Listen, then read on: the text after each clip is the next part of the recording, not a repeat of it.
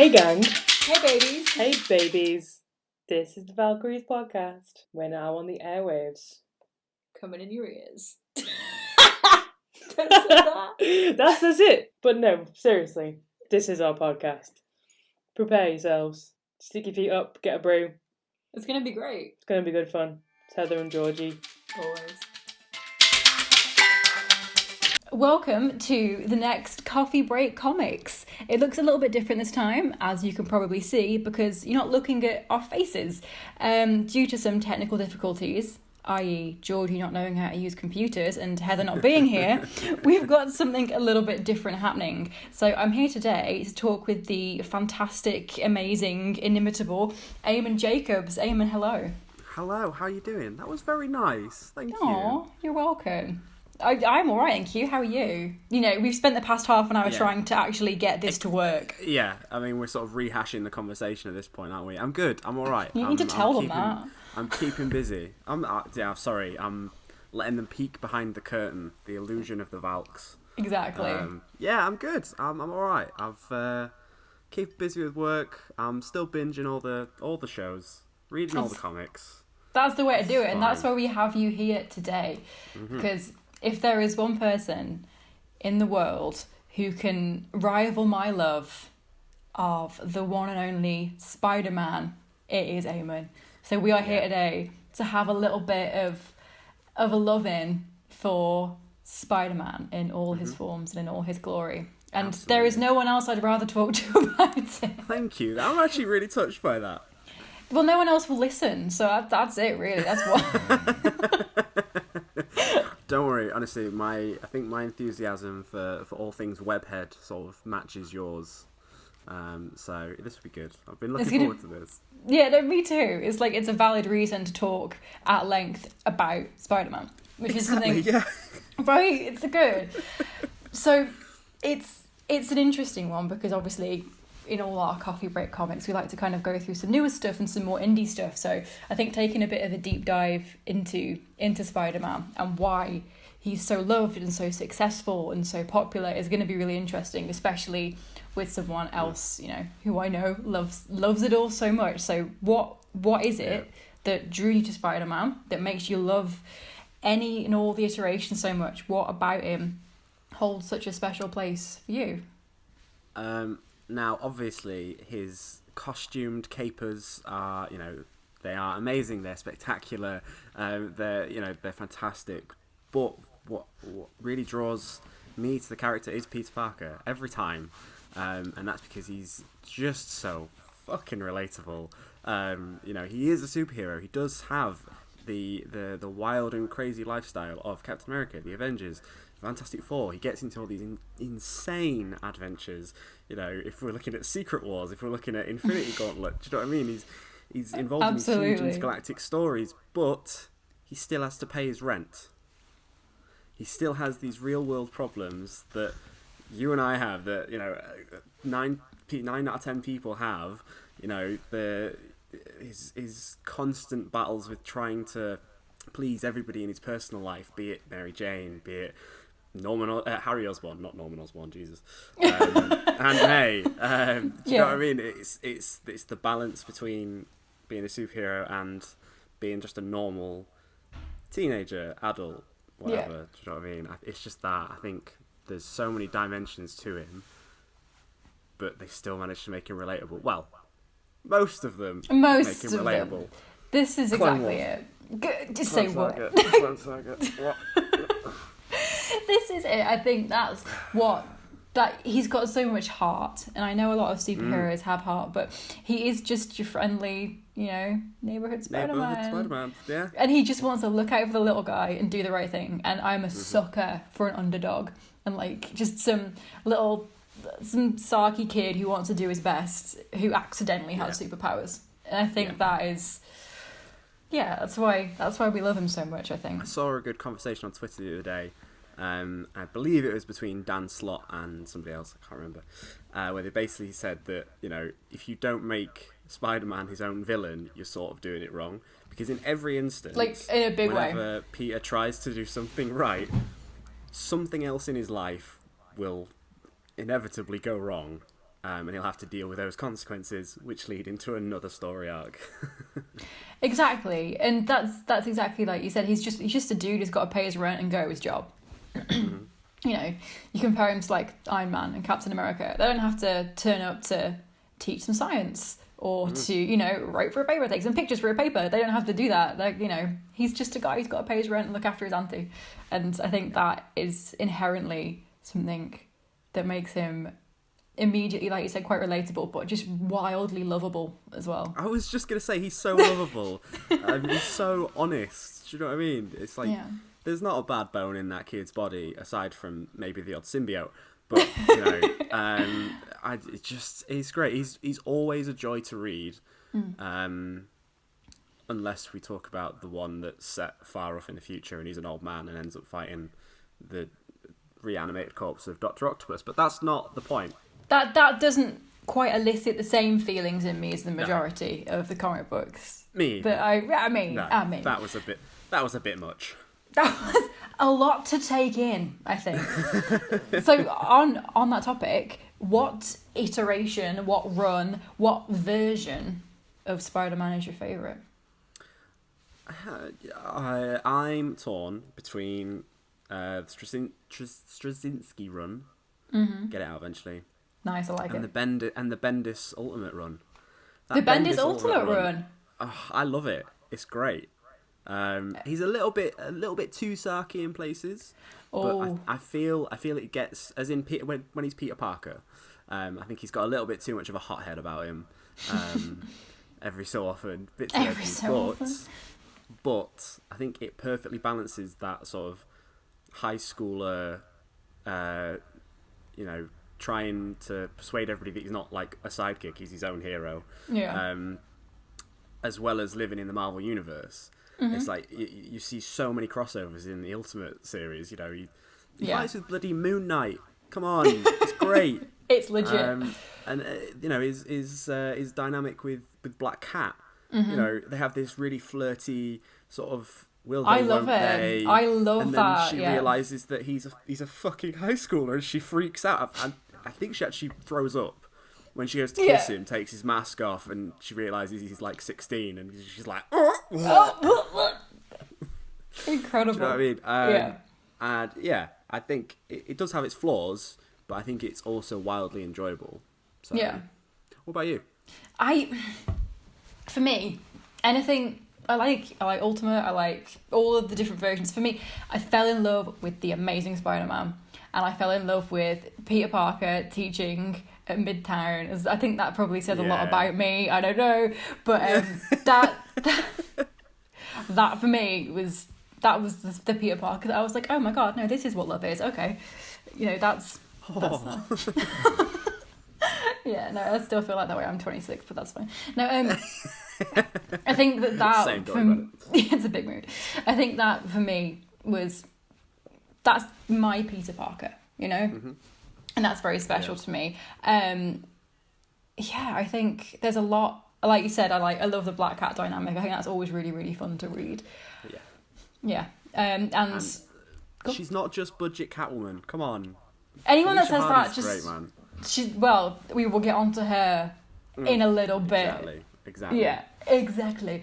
But no, that's completely legitimate. I think, that for me, that's what it is, and it's a really generic response. I'm fully aware of that, but it's a really like obvious answer. But anything also that involves Peter and the Flash, and not the Flash, Human Torch. That's like, my baby boys. That makes me happy.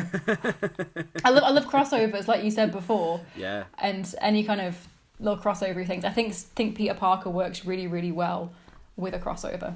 Yeah. You've got them with you. I left all mine upstairs. I showed you the picture, but it's good. Yeah, I've got them with me. I just honestly, like I say, when you said Human Torch, that bit in Ultimate is great. Their dynamic is fantastic. It's so special. Much fun. It's so fun. I've read so much fan fiction about that. I was about to say this. I see why everybody ships them. I get it. It's fine. I understand. Yes. But he's no Mary Jane. Or Gwen Stacy. Ooh. Now there's a question. Gwen Stacy. You can't ask me that. That's like Sophie's Choice. Gwen Stacy or Mary Jane? Yep. It's difficult because Death of Gwen Stacy is one of my favourite single issues of a comic book. It's like absolutely harrowing. That cover is incredible. And I think it was rendered incredibly in the film. I'm just going to put that out there now. Yeah. I like it. To say that Amazing Spider-Man 2 is a flaming hot pile of garbage in places, the Death of Gwen Stacy and their relationship is done perfectly. I think so as well. Like yeah. I think the story of that film is questionable. At best. Oh God, it's questionable. But that relationship is perfectly done on screen. So much better than Spider-Man 3's way of doing Gwen Stacy anyway. Jesus Christ. No, I agree. I think it's always going to be Gwen Stacy for me. I love Mary Jane, don't get me wrong. I love all the storylines, with their little family, and I think it's great. However, I mean, like, don't get me wrong, when I was in college, I dyed my hair the same colour, and it's me, I'm Mary Jane, whatever. Absolutely love that. Shut up, it was really embarrassing. But for me, it's always going to be Gwen Stacy. Mm-hmm. What about you? Okay. I am torn between the two because I resonated more with the Gwen Stacy side of things growing up. Sorry, not growing up. From Amazing Spider-Man. But I just think because of, and this is gonna all stem back to this eventually. The 90s animated series. Yeah. The 90s animated series. Mary Jane, like, is just perfect in that. Like, and that's kind of what I grew up with. So to me, it's always like Peter Parker, Mary Jane. Yeah, no, I completely understand that. How old have I been? Christ. 12, 13? When I found out about Gwen Stacy, and I was like, wait, what? Sorry? Yeah. Who is this cheap hussy? No. Eammon's audio has gone weird and the meeting's ended. I was 30. Brilliant. The sarcasm, I love it.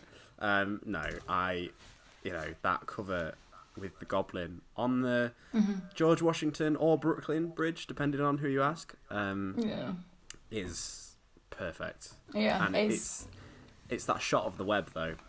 Oh, don't! I can still read that. I've read it umpteen times, cover to cover, and it will still get me choked up. And I think that's what it is for me. I think it's that just they had this irrevocable love.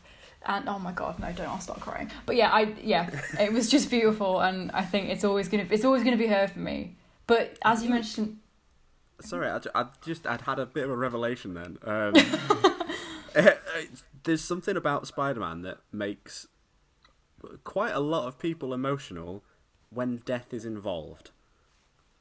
And I know, comics, nobody ever really dies. Rah, rah, rah, cool, whatever. But to do with Spider-Man, Uncle Ben is fucking heartbreaking. I don't care what anybody says. Yes, it's a tired old trope, but it's still heartbreaking. Aunt May. Yeah. Oh, God. That's sad.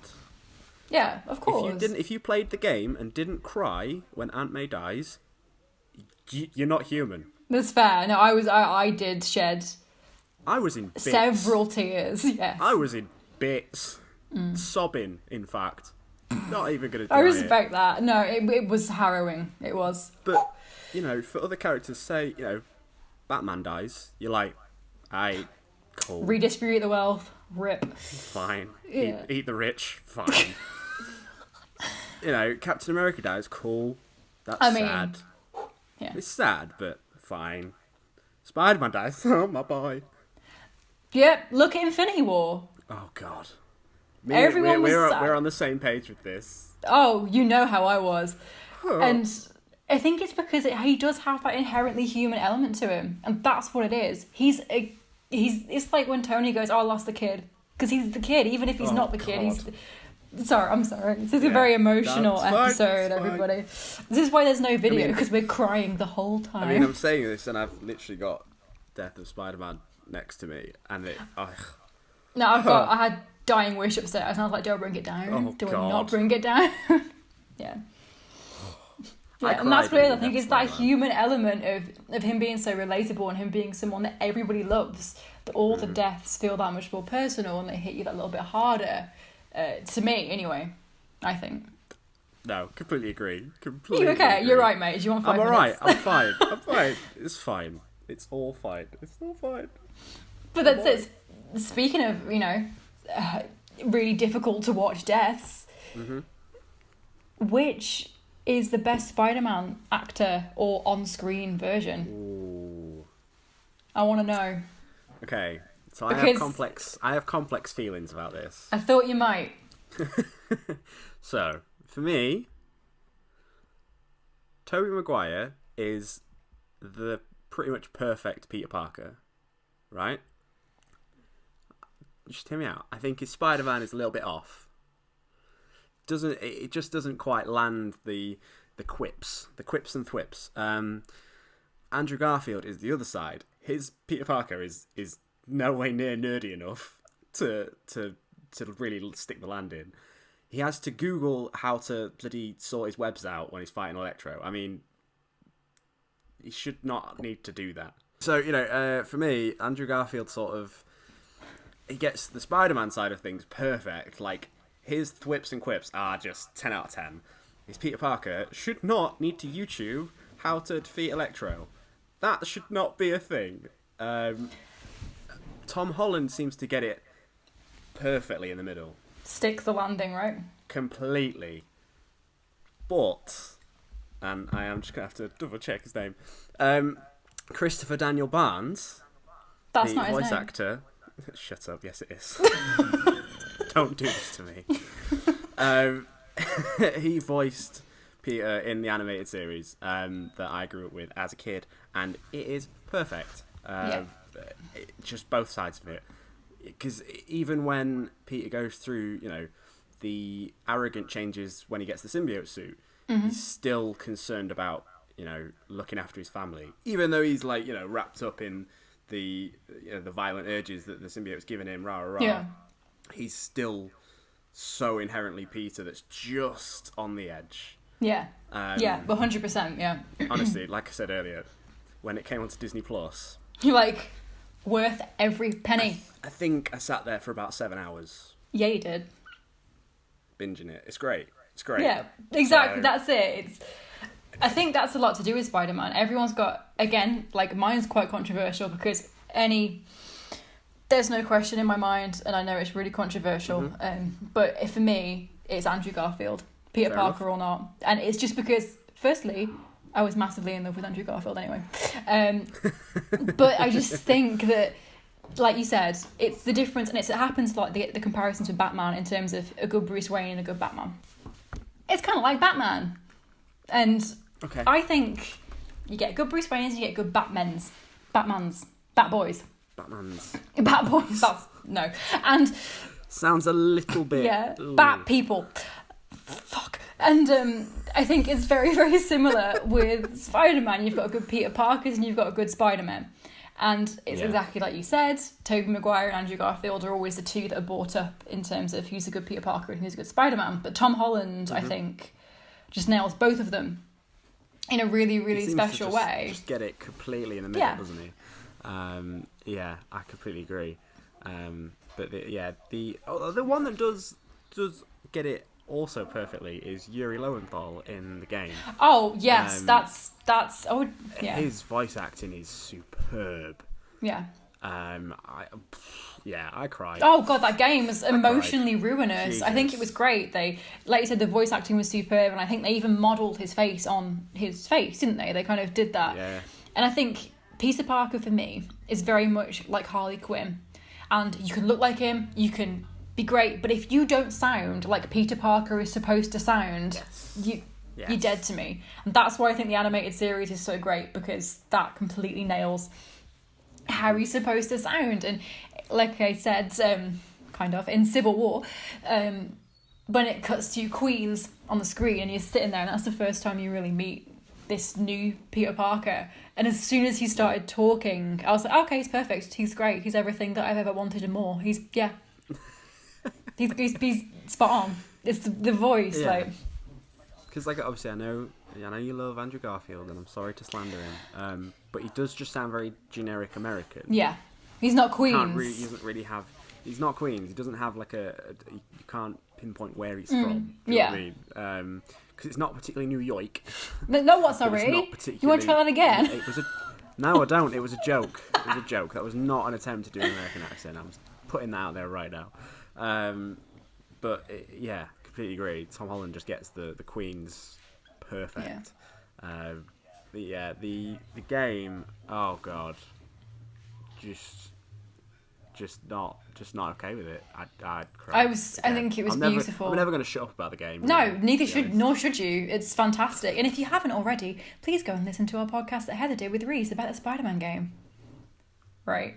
Exactly. That was good, right? No, that was a great plug. That was a great segue. Thanks. Loved it. But no, that game was stunning. It was beautiful. Every little bit about it, I think, worked spectacularly. And I think the suits in it as well. Holy shit. Oh boy, did you read my mind. Here we go. Speaking of controversy. The deep cuts. Okay. What's your favourite Spidey suit?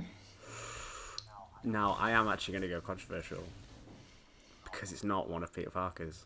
Is it Miles? It's Ben Reilly. Ben Reilly! No, it's... Ooh. I love the blue hoodie suit.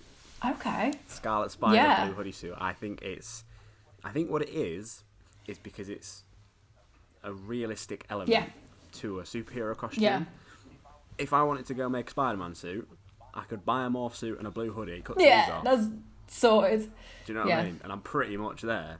You've done that, haven't you? Be honest. I did have a Spider-Man morph suit in university, and there are pictures on the internet somewhere. Don't worry, Heather is going to edit this, so she'll drop those pictures into the video. We'll find them. I will try and find them because there were numerous occasions where that suit got brought out. It was great. I'm not even ashamed. Nor should you be. Southampton. Well, Southampton. in Jesters. On the pole, in a Spider-Man costume. Sounds incredible. There are pictures of me doing the exact same thing in a Harley Quinn costume. In the exact same clubs, because we went to the same uni. This is why we're on a exactly. level. I love it. It's great. This is perfect. But yeah, we were until you said the Ben Reilly suit. That's thrown me. I love it. Again, I'm not a fan of the Clone Saga. No. I've got all the Ben Reilly ones upstairs because that's what you do. You have them all, but yeah. It's not great. I think Ben Reilly as a character is really interesting, and I think the dynamic he has with Peter Parker is really interesting. That story is a flaming pile of shit. Yeah, you went harder than I was going to go on that one, but yeah, it's not one of my favourites. I'll admit. The only story that does it justice is Life Story. Life Story, yeah. That's perfect. Yeah, no, that's fair. That is brilliant. Yeah. But so what's your favourite suit? I'm a sucker for the classic red and blue. I love Miles Morales' suit. I think it speaks volumes in terms of being something really personal to Miles himself and his creation of it. But for me, my favourite that I think is the coolest is the Fear itself one. Oh, it's just so cool. It's like a Norse Stark suit. Why would you not love that? Yeah. It's legit. No, that's awesome. And it looks really cool. I think the whole story behind it is really, really interesting as well. I think it looks... Honourable shout out has to go to the Iron Spider suit. Oh, she's so predictable. Honourable shout out has to go to the It's Always Sunny in Philadelphia Spider-Man suit. There you go, Tom. We said we'd mention it. Yeah. Well played. Well played. If we're doing another honourable mention, surely we have to mention Donald Glover's Spider-Man pyjamas in Community. Yeah, we do. Absolutely. Because that kick-started a whole thing. Well, this is it, and that's what I mean. Do you know what I mean? Yeah, it did for me. But Peter Parker Peter Parker in Spider-Man is one of those characters that has literally gotten into every single part of popular culture. There are always Spider-Man references in TV. There are always kids wearing Spider-Man outfits. And yes, you see Superman and Batman, but kids, everybody loves Spider-Man. Everybody knows who Spider-Man is. And I think that level of, I don't want to say saturation, because saturation implies that it's reached a limit, and I don't think it could ever reach a limit for me of how much Spider-Man's an acceptable amount of Spider-Man. The limit does not exist.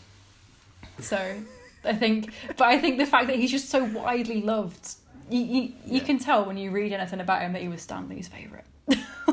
Oh, I mean, there's no question about it, really, is there? Do you know what I mean? But Miles Morales, I think, is the perfect example of how a character can evolve. Oh, in 100%. And change without feeling tied down by a backstory. And it does honour Peter Parker's story in places. You know, he's still a struggling kid, but it's a different setting. It's a different, he's had a different upbringing to Peter, and yet they're still so alike. But different. I don't know. It's just perfect. That film was incredible as well. I think Into the Spider-Verse was an incredibly special film, and it did so much because people get very married to the idea of one person being a superhero, and that's the complete antithesis of what superheroes are about.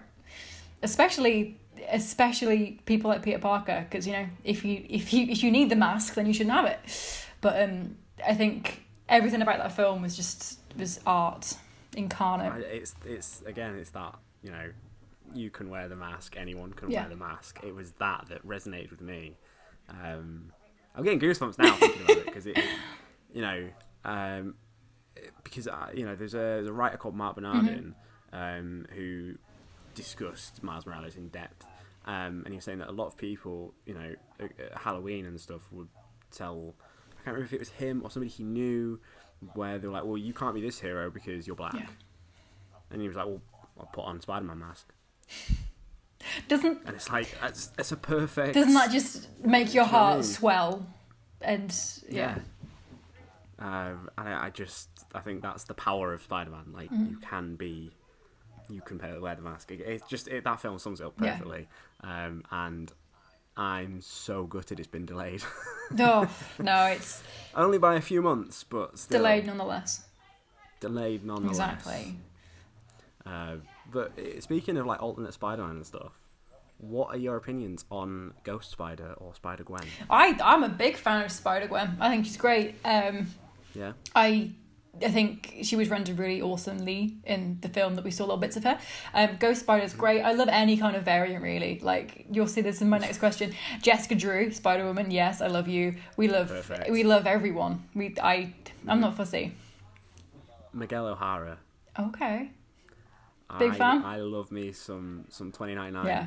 2099 is a pretty rad kind of... And I think it's... I was talking to my flatmate about it earlier, and I figured out why I like it. It's because it's basically Blade Runner with Spider-Man. I think I'm having an existential crisis. Okay. It's like, the city and the landscape he inhabits, and the huge corporations that seem to control everything. It's Blade Runner with Spider-Man. I think if Marvel Universe did Blade Runner. That's... and I'd never thought of it like that. Neither had I, and now I don't know how to respond, because I think that's very reasonable a thing to say. And I really like that costume. That's a cool costume. It's a pretty cool costume. That's a good way of mixing up the red and blue. Yeah, no, I think so. It's a really dynamic looking costume, that one. I think it's still quite classic, but like you said, it's an interesting mix up of the... Yeah, defo. Definitely. And I think the game was called Shattered Dimensions. I don't know. Years ago when I played it, but it's like each Spider-Man you played as, the gameplay visuals changed with Sounds legit.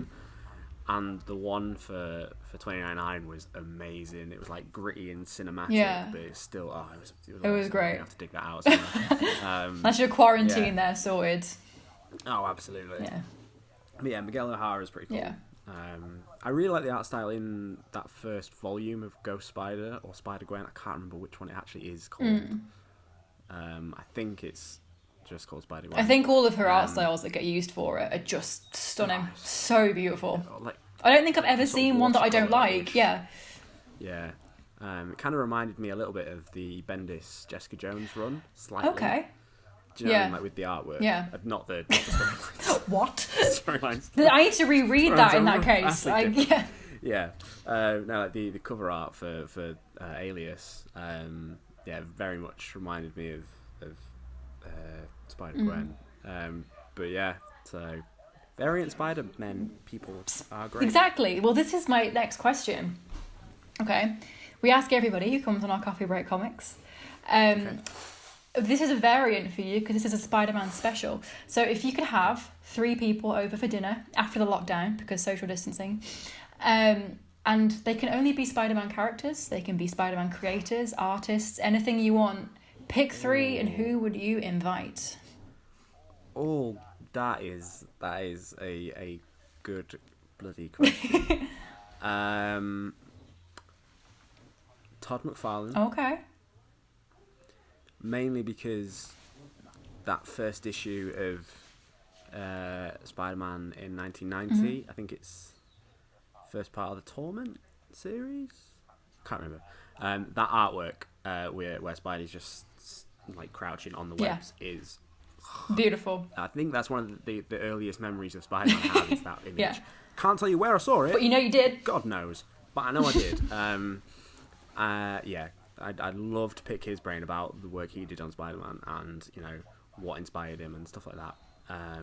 Because that issue as well. Sorry, going off on a slight tangent. The lizard in that is creepy as fuck. Yeah. The way it comes out of the shadows, and I'm like, okay. The way you can make something so Jesus. haunting and creepy in art with that kind of artwork is what I think is really, really impressive.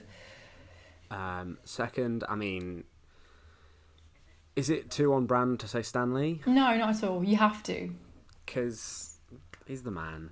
I mean, I actually wouldn't be where I am without Stan Lee. I 100% agree with you. I wouldn't be doing what I'm doing. I wouldn't be knowing the people I know, and I wouldn't be working towards things I'm working towards if it wasn't for him. I don't think it's too on brand. I think it's perfect. Yeah, I think that guy's made some huge shockwaves in the world. And oh god, third. Oh, there's so many.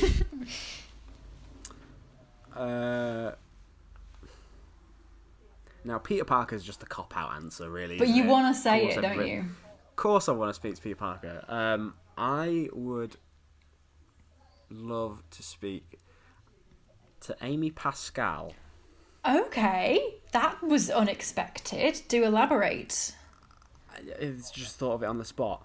I would love to know the ins and outs of every conversation that Sony have had about Spider-Man and about their choices in certain story aspects that they wanted to do, the plans that they had for Sinister Six, what they're doing going forward, obviously, with their whole... Don't say it, because I hate it. The spunk. Why would you? Who allowed that to happen? Who greenlit the spunk? Oh god, it was hilarious. I'd love to know what their overall end game is, because everybody's sort of expecting, Sinister Six, obviously, and that's kind of all but confirmed, really, isn't it? Well. But after there was a recent story that came out, they wanted to get Tobey Maguire, Andrew Garfield, Tom Holland for a cameo in Spider-Verse, and it's like, okay, well, if you're going to do that, are you going to try it in live action? Yeah, in the words of Wham, if you're going to do it right. Right, exactly. Do it with me. There was talk, God, I can't remember when, but in the past 2 years, that Tom Holland was up for playing Spider-Man as long as he can. Yeah. All right, that's great and all, but what's the plan after that? Exactly. Is it Miles Morales? Because it bloody should be. Oh no, I completely agree, and I think you're so right. It should be a different Spider-Man. Miles Morales. I mean, Peter Parker's never won an Oscar. Miles Morales has. So. That is such a good point. You know what I mean? You know what I'm saying? So. And that's my boy I'm talking about. Yeah. It's like, I think there's so many opportunities for other Spider-Men on screen in live action. Spider-Women. And Spider-Women, exactly. I mean, Jessica Drew. Well, she's on my list for my dinner party, obviously. Oh, go on then, spin off. Oh, mine's just all the girls. It's Gwen Stacy, Jessica Drew, Felicia Hardy, Mary Jane's probably going to come over later, but I was only allowed to pick 3. Yeah, it's all the girls. Yeah. I love it. That'd be great. Although,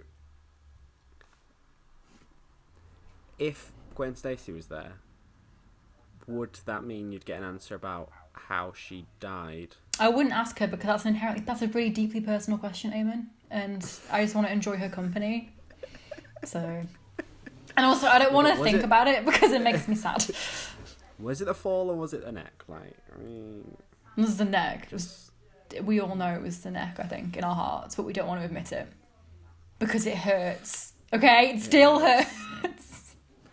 I'll tell you what, that shot in Amazing Spider-Man with the spider web that's a hand. And the fact that the clock is stops at the number of the issue, doesn't it? Yeah, I was like, everything about it was... That was a chef's kiss for the audio there. I was slightly annoyed that it was not on a bridge.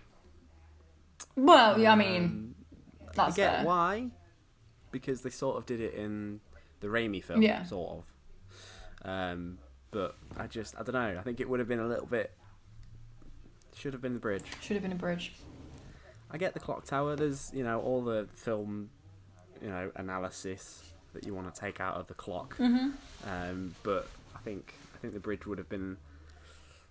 I think it already punched you in your heart. If it was the bridge, it would have ripped your heart out your chest and stamped on it. Yeah, fair enough. Yeah, you know what I mean? Maybe I'm just a sucker for punishment. Clearly. Honestly, that was good. Although, Dane DeHaan's Goblin, Interesting take. Terrible execution. Savage.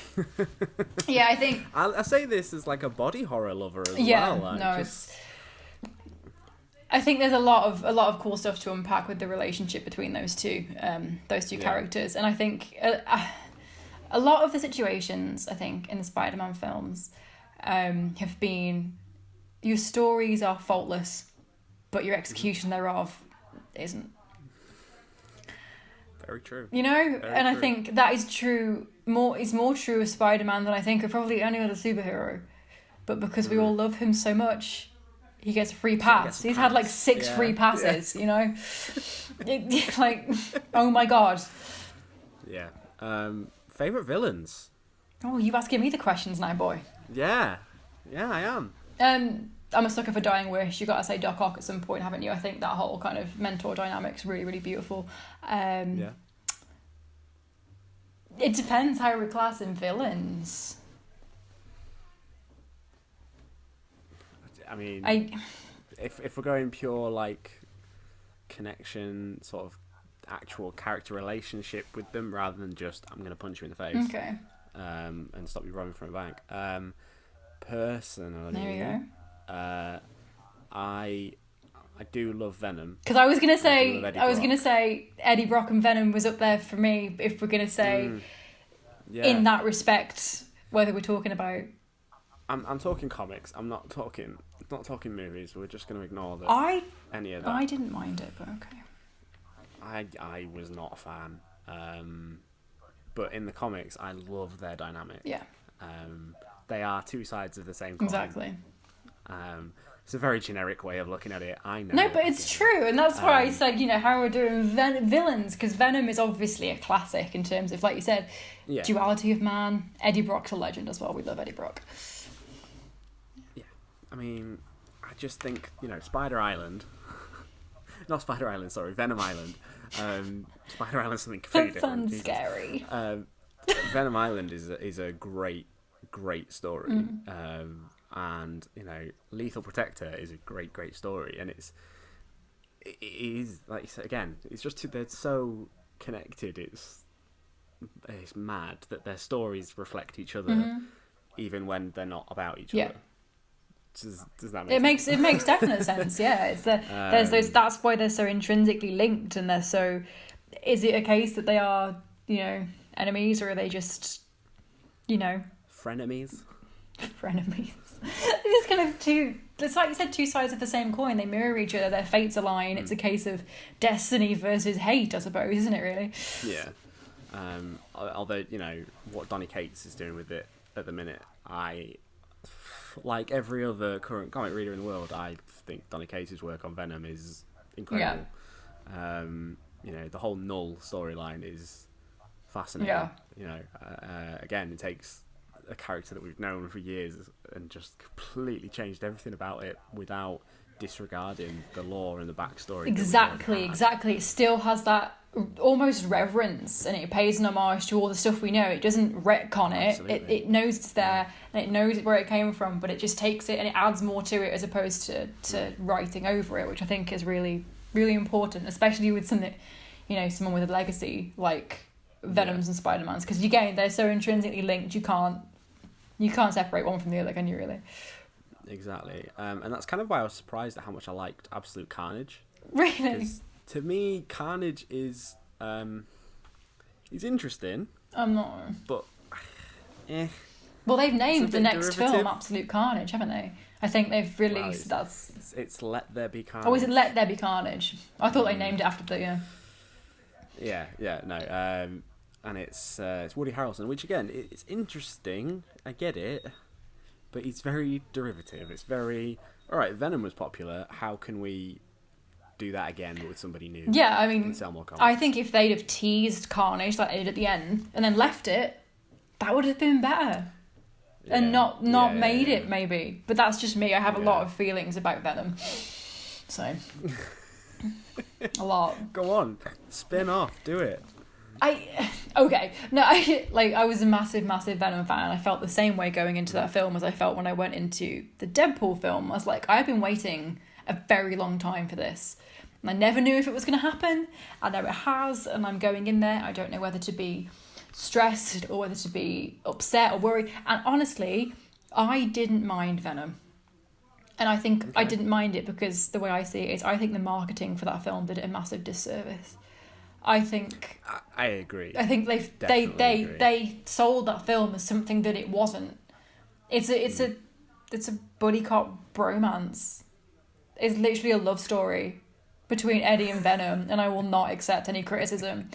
And it's just, like, the bit that sums it up that they should have put in the trailer that would have encapsulated the film in a heartbeat for me. It's that part when Eddie is trying to go, he's like, oh, jump out the window, and he gets in the lift, he's like, pussy. That, to me, pussy. I'm like, that's it, that's their relationship. And I don't think, I think the trailers and all the stuff did a massive disservice, and that's my rant. I completely agree that the sort of marketing materials did do it a huge disservice. You expected this sort of, I think it wanted to be a buddy cop movie, like you say, but for whatever reason, Sony, Amy Pascal, whoever, it was trying to be like a dark thriller, body horror, weird mashup, and I think, it's slapstick at times. Yeah. Which Venom can be. That's fine. Like the whole lobster scene, personally, was not a fan. It made me want to curl up in awkwardness because just oh god.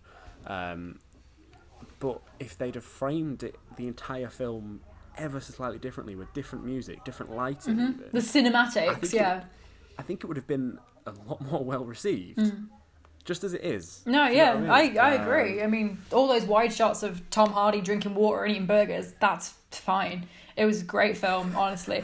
But no, I think like exactly like you said, a couple of tweaks. Because I don't think it really encapsulated the Eddie and Venom relationship. Yeah. And obviously there was no big white spider on his chest. That's the issue. Yeah, no, I completely agree. I kept waiting for like something to happen, be like, right, there it is, that's a money shot, but it never came. Whoa. But I... Okay. But then I was just like, it just never happened. And there's the scene from me in one of the comics, I can't remember what it is, where Eddie's sat in a church and he's talking to Venom. And they're talking about how they're going to love each other. He's like, he's going to love him forever or something. Maybe I dreamed it in a fan fiction as distinct possibility. And I think they could have just framed the film in a different way to really encapsulate that relationship more. Personally. I agree. I mean, I do remember being very disappointed with what they did in Venom in Spider-Man 3. Oh god, that was a time. Topher Grace, not. I think his Eddie Brock was okay. It was fine, but the Venom, no. Not a fan. No, I'm good. I might not a fan. I was really disappointed that the Venom film didn't give him the little like white squares. Yeah, on no, his- I know on what his you mean. wrists. I just kind of expected that. I was very disappointed, but because trivia time. Oh, here we go. Spider-Man 3, obviously with the black suit, there's a shot from behind the scenes with an alternate costume, and it's basically the classic black suit from like Secret Wars. Don't. With just the eyes and just the symbol, and they decided not to use it, and it's gutting. They're bastards. Honestly, Fuming. the behind the scenes stuff from all the Spider-Man films is fascinating. Yeah. If somebody made a book of all the behind the scenes stuff from, you know, the James Cameron, Michael Jackson plans from the 90s till now, it would be... That's what we're going to do. We're going to make that book. We're going to make that book. There you go. So yeah, I think, unless you've got anything else you want to add about Spider-Man, Venom, any incarnations, anything.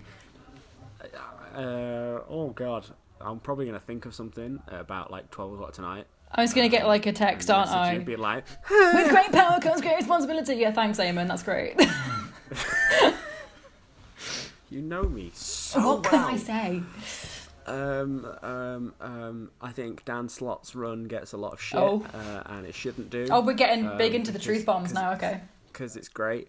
Fuck, I can't think of anything. It's okay.